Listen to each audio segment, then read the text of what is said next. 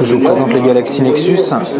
On va commencer par un petit tour du design. Donc écran 4,65 pouces. Ici vous devinez la caméra 1,3 mégapixels pour la visio, le détecteur de présence qui est à côté et celui de la lumière. Je tourne le produit. Sur la tranche gauche vous avez le volume.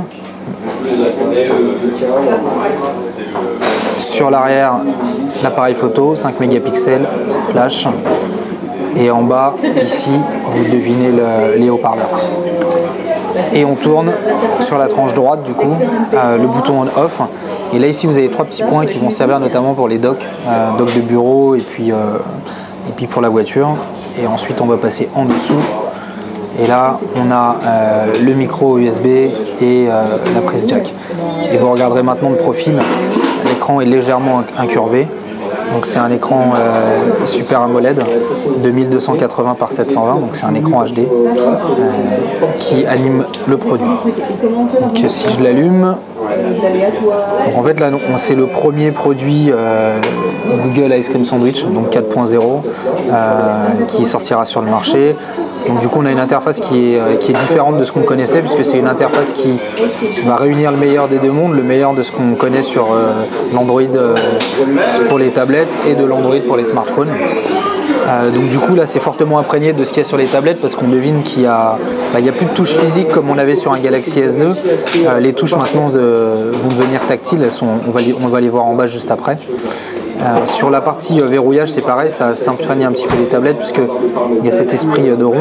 Donc si on va à droite, on déverrouille son produit. Je vais voir le bloqué. Si on va à gauche, on accède directement à l'appareil photo.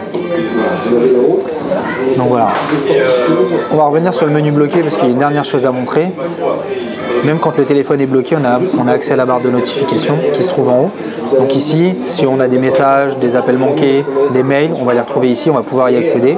Et on peut également accéder depuis la barre de notification aux paramètres du produit. Donc, quand on accède à sa page d'accueil, contrairement à un smartphone où on est toujours sur la page 1 par défaut, maintenant on est comme sur une tablette sur la page 3. Donc en fait le principe c'est que du coup on aille de 2 pages vers la gauche ou de 2 pages vers la droite, et quand on appuie sur son bouton Home, on revient sur sa page 3. Comme je le disais tout à l'heure, il n'y a plus de touches. Donc avant les touches pour mémo sur un Nexus 16 c'était retour, Home et menu. Maintenant les touches elles deviennent tactiles, donc c'est toujours retour, toujours Home, et maintenant c'est plus menu, c'est multitâche. Donc ça c'est typiquement pris de ce qui a été fait sur Honeycomb. Donc là on a un multitâche complètement illimité sur lequel on peut récupérer ces tâches et très facilement les supprimer, parce qu'il suffit de faire ça pour supprimer une tâche activée. Et en restant appuyé, on peut aussi avoir accès aux informations de l'application ouverte. Donc on peut en forcer l'arrêt, on peut la désactiver, et dans le cadre d'une application qui a été téléchargée sur l'Android Market, on peut la supprimer de cette manière-là. Donc ensuite sur l'écran, vous avez toujours les touches de raccourci ici. Et maintenant les touches de raccourci peuvent se changer, donc il suffit de prendre son application et de la sortir pour la remplacer par une autre, ou la remplacer par un dossier. Voilà, donc on peut même mettre un dossier dans les touches de raccourci. Ce qui m'amène à vous parler des dossiers, puisque les dossiers maintenant, vous l'avez vu, ont changé de présentation. Ils sont maintenant dans un effet de bulle. On voit les applications qui sont à l'intérieur, en tout cas une partie d'entre elles, puisque quand on clique dessus, on voit toutes les applications qui sont à l'intérieur, le nom du dossier qui se retrouve ici. Pour créer un dossier, du coup, c'est simple. Je prends une application, je la rapproche d'une seconde application, une bulle s'est créée, c'est que mon dossier s'est créé. Et pour la nommer, je clique une fois dessus, et là je peux la nommer. Quand je veux désolidariser deux applications, les sortir d'un dossier, je prends une application, je la sors, et instantanément l'autre application redevient indépendante.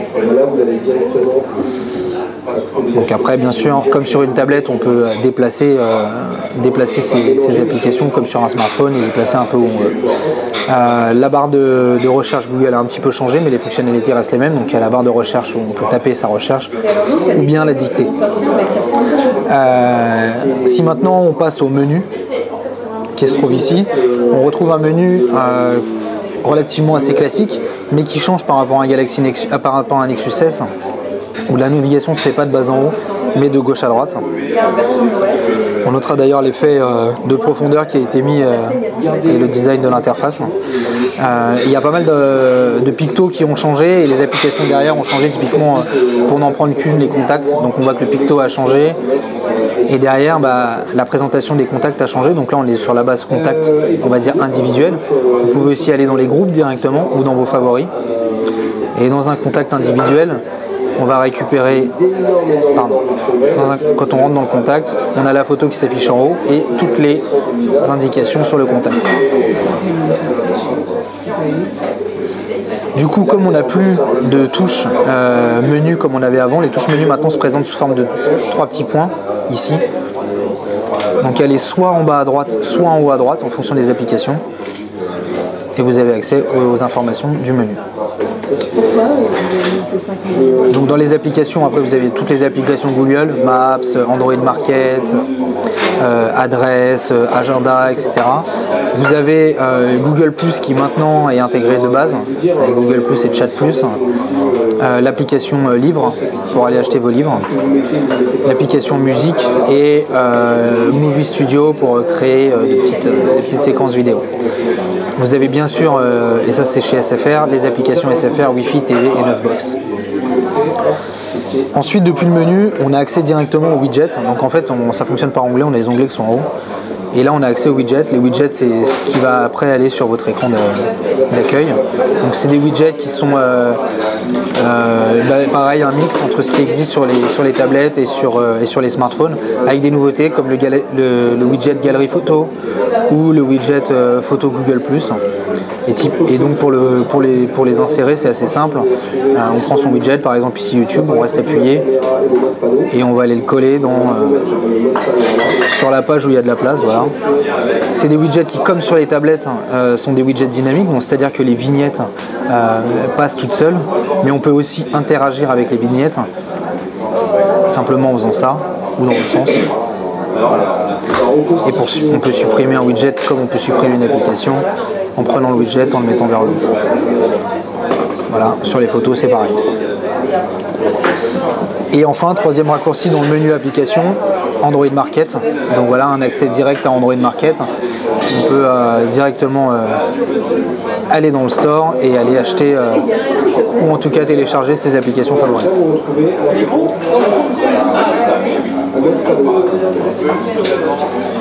On va parler rapidement de...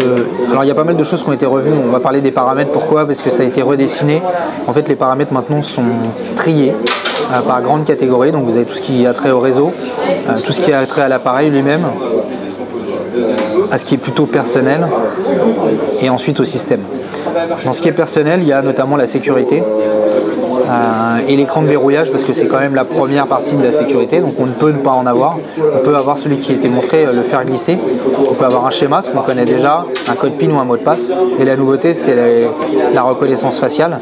Donc en fait, on va définir une reconnaissance faciale pour que lorsqu'on allume son téléphone, la caméra avant se remette en route, détecte le visage de la personne qui est en face pour vérifier si c'est la personne à qui appartient le téléphone, et si jamais ça ne l'est pas, elle demande qu'on rentre un mot de passe qui aura été au préalable configuré. Et enfin, l'appareil photo. Donc on a un appareil photo, comme je disais tout à l'heure, de 5 mégapixels. Un appareil photo avec reconnaissance des visages. Donc là on voit que les petits carrés s'affichent sur les visages. Il fait la reconnaissance et il fait le focus automatique dessus. Autre fonctionnalité sympathique, ici on peut passer du mode photo au mode vidéo. Aujourd'hui c'est quelque chose que beaucoup d'appareils permettent, mais on peut passer du mode photo au mode vidéo au mode panorama. Et là on peut faire ces photos panoramiques. Donc en fait c'est assez simple, on appuie ici et ensuite on voit ici qu'on peut bouger de gauche à droite, et en fonction de là où je bouge il va prendre les photos au fur et à mesure pour arriver à me faire un panorama. On voit ici que ça augmente. Voilà, on va pas aller jusqu'au bout, mais c'est le principe. Et après il vous a fait une photo panoramique. Hop là. Oh. Dernière chose dans l'appareil photo, c'est sur la partie vidéo en fait. où on a rajouté des petits effets sympathiques ou moins sympathiques pour les gens qui se font filmer. On peut compresser leur visage, leur faire des grands yeux, des grandes bouches, des petits yeux, un gros nez, des petits yeux, ou les filmer sur un fond. Ça reste de l'ordre du gadget, mais ça fait toujours son effet et c'est toujours assez sympathique. Donc là ça bouge certainement un peu trop. Quand on voit l'HTCR qui vient d'être annoncé à HTC, ou par exemple changer la tête des gens. Voilà. Donc ça c'est des petites fonctionnalités supplémentaires qu'on peut réaliser. Sur internet, donc là vous avez le browser internet que vous connaissez déjà. Il a une petite particularité, c'est les fenêtres. Donc en fait on peut ajouter des onglets comme ça assez facilement. Et après, toutes ces fenêtres on les retrouve comme ça de haut en bas. Ou alors de gauche à droite en fonction de si on est horizontal ou en vertical. Et autre fonctionnalité, par la touche menu, ici on peut passer en version ordinateur et donc ça va notamment prendre tout son intérêt sur les tablettes parce qu'on pourra visualiser le site PC et non plus le site mobile sur une tablette. Voilà, je pense qu'on a fait le tour du produit. On peut peut-être finir si vous voulez par une vidéo puisque du coup ça nous permet de gérer les vidéos HD. Donc on va dans la galerie qui a été un petit peu modifiée. Et puis voilà. Voilà une vidéo.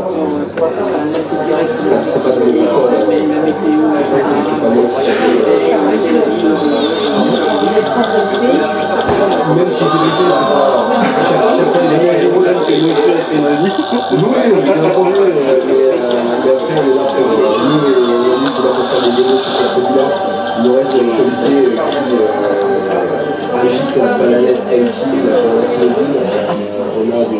voilà, présentation Galaxy Nexus.